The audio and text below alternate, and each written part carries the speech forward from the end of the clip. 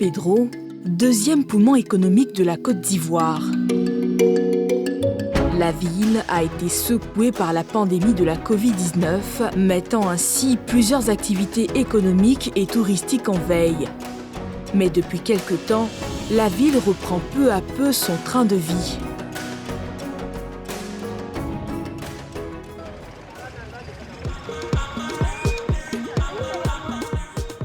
Thierry dirige un maquis au bord de la plage. Depuis la reprise des activités dans la ville, son business tourne en dents de scie.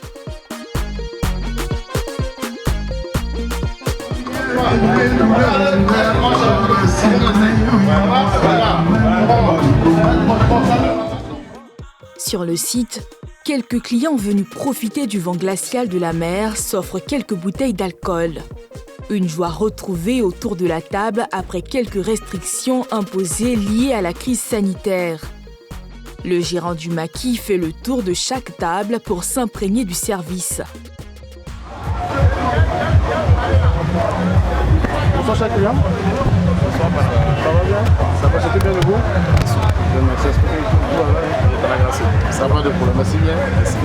Thierry a perdu plus de la moitié de ses clients depuis l'éclatement de la crise sanitaire. Son chiffre d'affaires a chuté considérablement. Il y a plus de 90% du chiffre d'affaires, sincèrement. On a perdu beaucoup, sincèrement. Avec la crise, mais on a perdu, sincèrement, on a perdu beaucoup de choses. Ça ne marche plus, on est coincé, on a même licencié le personnel. Comment c'est coincé? Avant la pandémie, bon, la route était gâtée, mais c'était bon. Mais actuellement, ça ne plus sans Pedro, sincèrement. On ne sent plus le tourisme à San Pedro. Au bord de la plage, l'endroit grouille de monde. L'ambiance habituelle est retrouvée. Au calme à San Pedro en bordure de mer. Voilà, on profite. On y tient encore. Chacun est venu profiter des vagues de la plage quelques jours seulement après son ouverture. Vraiment, on est venu s'amuser. Moi, par exemple, je ne viens pas d'ici, je viens de Béoumi. Ouais. Donc, c'est ma première fois de venir ici. Donc, vraiment, je m'amuse beaucoup. C'est joli à voir. Bon, on passe du bon temps. Pour se changer des idées. C'est important. Souvent, quand tu as les soucis, il faut venir un peu pour changer un peu les idées. Sur le site, de nombreux commerçants ambulants. La plage est le lieu propice pour eux de faire du business. Ce photographe accoste chaque client qui passe.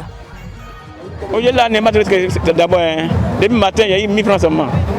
1000 francs. Avant, il gagnait beaucoup même. Avant, il vient seulement 31 000, 60 000 à 70 000. À 31, les premiers, les 3, là, on gagne de l'argent ici, Fatima dit. Vous l'avez dit. Non, aujourd'hui, là, c'est trop 10 000 francs. 10 000, 10 000, il y a 5 000 francs. Tu vas gagner 5 000, voilà ce problème. Même si la vie reprend peu à peu son cours normal, les activités économiques peinent à retrouver leur vitesse de croisière.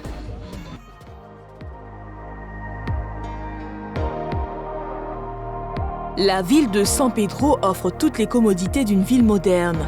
Restaurants, maquis et hôtels se comptent par milliers. Alexis Kwame est la responsable commerciale de cet hôtel. Chaque matin, elle fait le point avec son assistante. Bonjour, comment tu vas? D'accord, vous avez combien de clients au départ aujourd'hui? Vous avez combien de réservations bien? Aujourd'hui, on a 2 réservations. D'accord. Et puis, il y a 5 clients au départ. D'accord. Il y a 10 chambres occupées. Il y a 10 chambres occupées. Les clients sont déjà en train de partir ou ils sont encore en chambre? Déjà, il y a d'autres qui sont déjà partis. Il y a d'autres qui feront un départ tardif. D'accord, ça marche. J'aurai besoin du point tout à l'heure. Merci. Son hôtel propose des chambres de tout genre et les prix varient entre 35 000 francs et 120 000 francs la nuitée. Soyez les bienvenus à l'hôtel Naoui. Là, je pourrais vous présenter nos différentes chambres. Veuillez pouvoir avec nous. Nous sommes dans la mini-suite qui se compose de cette façon. Vous avez la chambre à coucher qui est là. Vous avez aussi la salle d'eau qui est juste à côté, que voici. Vous avez des équipements vraiment top de haute génération. Vous avez une machine à café dans la chambre. Vous avez un canapé que vous pouvez utiliser, vous pouvez recevoir des gens. Et voilà comment se comporte notre mini-suite avec aussi la terrasse. Ce complexe hôtelier était le lieu préféré des touristes. Mais depuis l'éclatement de la pandémie à coronavirus, l'établissement peine à faire du chiffre d'affaires. Les clients viennent au compte-gouttes. Aujourd'hui, est-ce qu'on peut savoir un peu votre chiffre d'affaires? Est-ce que ça, en moyenne, est-ce que ça a baissé?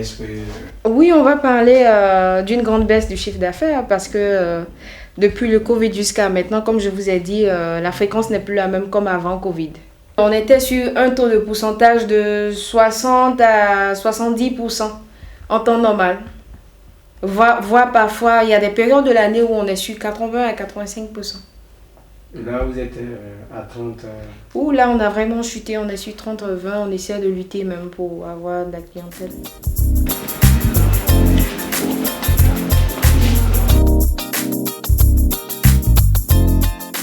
À quelques mètres de là, dans cette haute résidence hôtelière, le constat est tout autre. Ici, toutes les chambres sont occupées. Je suis ici entre mes mains une délégation marocaine. Ils sont en train de faire un travail ici. Ils sont là pour 3-4 mois. En tout cas, vraiment, ils se sentent à l'aise. Ils ont pris toutes les chambres? Ils ont pris toutes les chambres. Ils ont pris toutes les chambres. Vraiment, il n'y a plus de chambres vides. Et les chambres coûtent combien? Il y a combien de chambres ici? Bon, nous avons 12 chambres. 12 chambres, 2 résidences. Celle où nous sommes actuellement et une au milieu là. Et puis en bas, il y a les chambres minimes qui sont là-bas à 25 000 francs. Un coup de chance pour cet hôtel, car dans cette période de crise sanitaire, les réservations de ce genre sont rares. Toutefois, la rareté des touristes dans la ville impacte considérablement la plupart des activités économiques.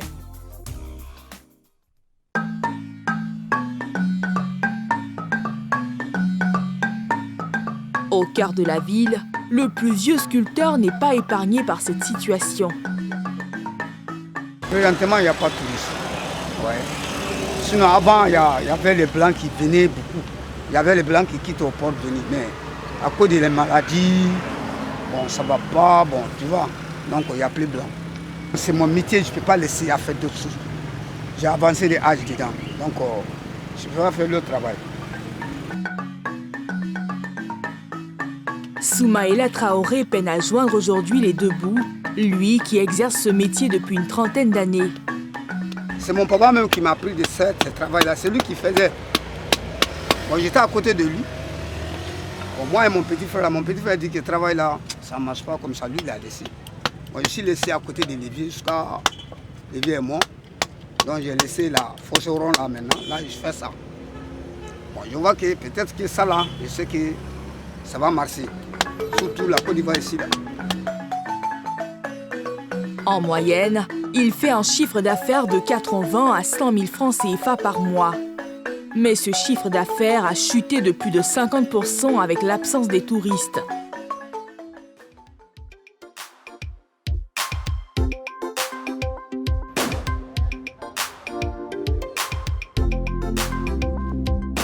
Au niveau de la direction régionale du tourisme, les responsables sont confiants du retour des touristes dans la ville.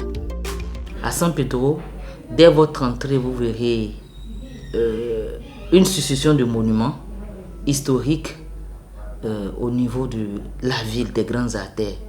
Vous avez le tripode au niveau de la gare routière, le monument des Ivoires, le pilier de San Pedro, qui est un monument qui vous donne le plan originel de la ville de San Pedro.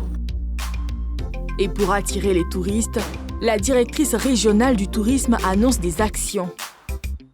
Nous, à notre niveau, nous faisons toujours la promotion de la destination. Parce que vous savez, le tourisme nourrit tout le monde, de façon directe comme indirecte. Le touriste qui arrive, qui loge dans un établissement, s'il est venu en voiture, va dans un établissement 3 étoiles, parce que nous en avons 2 ici. S'il loge dans un établissement 3 étoiles, il loge son chauffeur où? Dans un établissement de quartier. Donc, du coup, il y a 2 établissements qui bénéficient de son arrivée. Et donc, nous, notre rôle, et ce que nous nous étions à faire depuis que nous sommes là, c'est de faire en sorte que San Pedro soit connu et vu comme la destination sans pareil. Des actions qui pourront booster les activités touristiques dans la région et encourager le retour des touristes.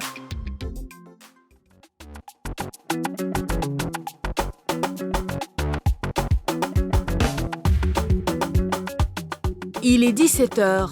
Nous nous rendons à Seweke, l'un des quartiers chocs de San Pedro, pour voir l'ambiance. À notre arrivée dans ce maquis, l'ambiance est à son comble. Bonsoir tout le monde. Jamal. C'est le son fait par mon-même Safarou. Point bas. On est ensemble.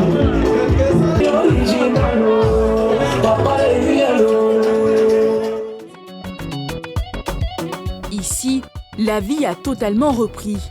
Des centaines de jeunes sont au rendez-vous comme chaque week-end. Aujourd'hui, à personne. Aujourd'hui, à personne. Parce que d'habitude, quand on dit du matin, il y a pas de... là où tu arrêtes demain, il n'y a pas de place. Il n'y a pas de place. Donc la pandémie existe vraiment. Ça agit. Voilà pourquoi d'autres personnes ne sortent pas comme ça. Si quelques maquis commencent à faire du chiffre d'affaires, ce n'est pas le cas des bars. Ici, les clients se comptent du bout des doigts. Avant la pandémie, faut dire qu'en semaine, on faisait moitié salle. Quand même, c'est-à-dire lundi, on pouvait arriver puis on pouvait avoir... Bon, on a une capacité d'accueil d'environ 80 personnes. Donc lundi, mardi, mercredi jusqu'au jeudi, on peut se retrouver 50, 40 personnes. Mais en week-end, là, il n'y avait pratiquement pas de place. Le week-end, à partir de 23h, 24h, on refusait du monde. Mais aujourd'hui, voilà, en week-end, 20, 15, 10 personnes. Mais en semaine, bon, le constat est là, il est triste, mais qu'est-ce que vous voulez? Il n'y a pas grand monde.